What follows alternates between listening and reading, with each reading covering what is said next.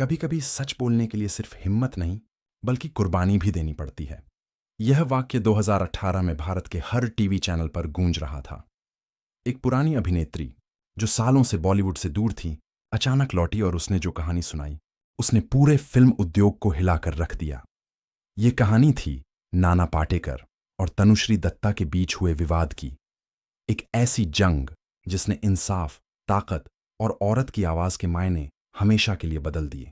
नाना पाटेकर भारतीय सिनेमा के उन गिने चुने अभिनेताओं में से हैं जिनके अभिनय में सच्चाई की झलक मिलती है। उनका असली नाम विश्वनाथ पाटेकर है, मगर लोग प्यार से उन्हें नाना कहते हैं। उन्होंने क्रांतिवीर, अब तक 56, परहर, वेलकम जैसी फिल्मों में ऐसे किरदार निभाए जो आम आदमी के दर्द, गुस्से और संघर्ष को दर्शाते हैं। वे अपनी सादगी और ईमानदारी के लिए जाने जाते हैं, लेकिन उनका सीधा सपाट स्वभाव और गुस्सा कई बार उनके खिलाफ भी चला गया, और यही स्वभाव आगे चलकर एक बड़े विवाद की वजह बना। साल 2018 की बात है। दुनिया भर में वो मी टू आंदोलन अपने चरम पर था। हॉलीवुड की बड़ी हस्तियों के खिलाफ महिलाओं ने खुलकर आवाज उठाई थी। अमेरिका से शुरू हुई यह लहर भारत पहुंची और यहां भी कई महिलाओं ने चुप्पी तोड़नी शुरू की। ऐसे माहौल में अचानक एक अभिनेत्री सामने आई, तनुश्री दत्ता। वह वही अभिनेत्री थी जो कभी आशिक बनाया आपने, चॉकलेट दिल दिया है जैसी फिल्मों में नजर आई थीं, लेकिन एक दशक से फिल्मों से दूर थीं। उन्होंने मीडिया के सामने आकर कहा, 2008 में फिल्म हॉर्न ओके प्लीज की शूटिंग के दौरान नाना पाटेकर ने मेरे साथ ऐसा बर्ताव किया जिसने मेरी आत्मा तक को हिला दिया। यह बयान किसी बम से कम नहीं था।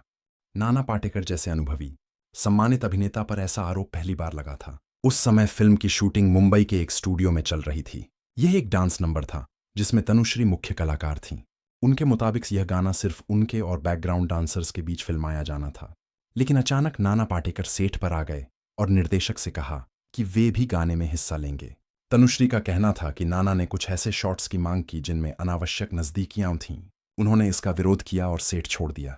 तनुश्री ने कहा कि उन्हें उस समय असुरक्षित महसूस हुआ, मगर किसी ने उनकी बात को गंभीरता से नहीं लिया। जब वह अपनी कार में बैठीं और बाहर जाने लगीं, तो भीड़ ने उनकी कार पर हमला कर दिया। उनकी कार के शीशे टूट गए और वे बेहद डरी हुई थीं। यह मामला पुलिस स्टेशन तक पहुंचा, लेकिन उस समय कोई सख्त कार्रवाई नहीं हुई। धीरे धीरे यह मामला दब गया और तनुश्री गायब हो गईं। इस घटना के बाद तनुश्री अमेरिका चली गईं। उन्होंने फिल्मों से दूरी बना ली और आध्यात्मिक जीवन अपनाया। मीडिया में उनके बारे में तरह तरह की बातें की जाने लगीं। कोई कहता वो ध्यान आकर्षित करना चाहती हैं, तो कोई कहता यह पब्लिसिटी स्टंट है। मगर तनुश्री ने कहा, मैं चुप इसलिए रही क्योंकि उस समय कोई सुनने वाला नहीं था। ये चुप्पी मेरी मजबूरी थी, डर नहीं। फिर 2018 आया और इज्जल मी टू आंदोलन ने भारत में जोर पकड़ा। तनुश्री ने फैसला किया कि अब वक्त आ गया है फिर से बोलने का। उन्होंने एक इंटरव्यू में कहा, मैं 10 साल तक सोचती रही कि शायद अब कोई मेरी बात सुनेगा। अब समय है अपनी चुप्पी तोड़ने का। उनकी यह बात मीडिया में जंगल की आग की तरह फैल गई। हर चैनल पर वही कहानी, हर सोशल मीडिया प्लेटफॉर्म पर वही चर्चा। नाना पाटेकर बनाम तनुश्री दत्ता। नाना पाटेकर ने इन आरोपों को तुरंत खारिज करते हुए कहा, यह सब झूठ है। अगर मैंने कुछ गलत किया है तो कोर्ट मुझे सजा दे। तनुश्री ने इस बयान को सामाजिक दबाव बताया। उनके अनुसार जब किसी शक्तिशाली व्यक्ति पर इल्जाम लगता है तो पूरा सिस्टम उसे बचाने में लग जाता है। तनुश्री ने ओशिवारा पुलिस स्टेशन में एफआईआर दर्ज कराई। आरोप थे यौन उत्पीड़न, धमकी और शक्ति का दुरुपयोग। पुलिस ने जांच शुरू की, मगर नाना की टीम ने सारे आरोपों को बेबुनियाद बताया। कई गवाहों ने बयान दिया कि सेट पर ऐसा कुछ नहीं हुआ। जांच लगभग 8 महीने चली और जून 2019 में पुलिस ने नाना पाटेकर को क्लीन चिट दे दी, यह कहते हुए कि कोई ठोस सबूत नहीं मिला। तनुश्री ने इसे सिस्टम की नाकामी कहा। उन्होंने कहा, जब ताकतवर आदमी के खिलाफ कोई औरत बोलती है तो सच्चाई दबा दी जाती है। वहीं नाना ने कहा, मुझे पहले से पता था कि सच सामने आएगा। झूठ की उम्र ज्यादा लंबी नहीं होती। सोशल मीडिया पर देश 2 हिस्सों में बंट गया। एक वर्ग ने तनुश्री का समर्थन किया। उनका कहना था, अगर वो झूठ बोल रही होती तो 10 साल बाद क्यों बोलती। दूसरे वर्ग ने कहा, बिना सबूत किसी की इज्जत से खेलना अपराध है। यह बहस इतनी बड़ी हो गई कि लोगों ने सवाल उठाया, क्या औरत की बात पर भरोसा किया जाए या अदालत के फैसले पर। नाना पाटेकर ने इस दौरान मीडिया से दूरी बनाए रखी। उन्होंने सिर्फ इतना कहा, मैं अपने परिवार के साथ हूं और मुझे न्याय व्यवस्था पर भरोसा है। बाद में एक इंटरव्यू में उन्होंने कहा, मुझे पता था ये सब झूठ है, लेकिन मैं चाहता था कि वक्त खुद साबित करे। इस विवाद से उनका करियर कुछ समय के लिए प्रभावित हुआ।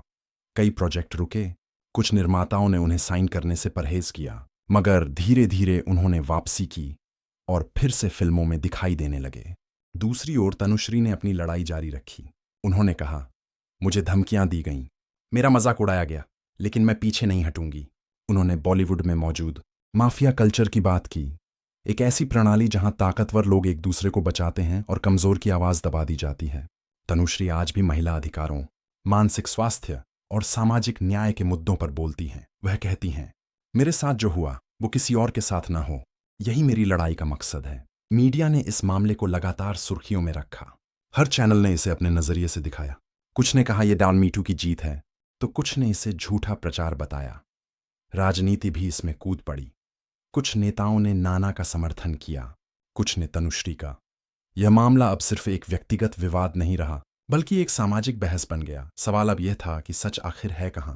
अदालत के अनुसार नाना पाटेकर निर्दोष हैं, मगर क्या हर सच अदालत में साबित होता है? तनुश्री के समर्थक कहते हैं कि सिस्टम ने सच्चाई को दबा दिया, जबकि नाना के समर्थक कहते हैं कि बिना सबूत किसी की प्रतिष्ठा को नुकसान पहुंचाना भी अन्याय है। शायद सच्चाई उन दोनों के बीच कहीं छिपी है, जहां एक औरत के जख्म हैं और एक आदमी की इज्जत का बोझ। इस विवाद ने भारतीय समाज पर गहरा असर डाला। अब प्रोडक्शन हाउसों में इंटरनल कंप्लेंट कमेटी बनाई जाने लगीं ताकि महिलाओं की शिकायतों को सुना जा सके। कई अभिनेत्रियों ने अपनी कहानियां सामने रखीं। समाज में यह सोच बदली कि चुप रहना अब कोई विकल्प नहीं है। नाना पाटेकर आज भी फिल्मों में सक्रिय हैं, वहीं तनुश्री दत्ता अब भी अपने अनुभवों पर खुलकर बोलती हैं। दोनों अपनी अपनी राह पर हैं, मगर इस विवाद ने यह साबित कर दिया कि सच देर से बोलता है, लेकिन बोलता जरूर है। ये कहानी सिर्फ एक अभिनेता या एक अभिनेत्री की नहीं, ये कहानी है उस सामाजिक ताने बाने की जहां ताकत, डर और सच्चाई आमने सामने खड़े हैं। शायद नाना निर्दोष हों, शायद तनुश्री सच कह रही हो, मगर इस पूरे मामले ने हमें एक गहरी सीख दी कि हर आवाज को सुनना जरूरी है, क्योंकि सुनना ही इंसाफ की पहली सीढ़ी है। अगर समाज हर आवाज को सुनने लगे तो अदालतों को इतना शोर नहीं सुनना पड़े।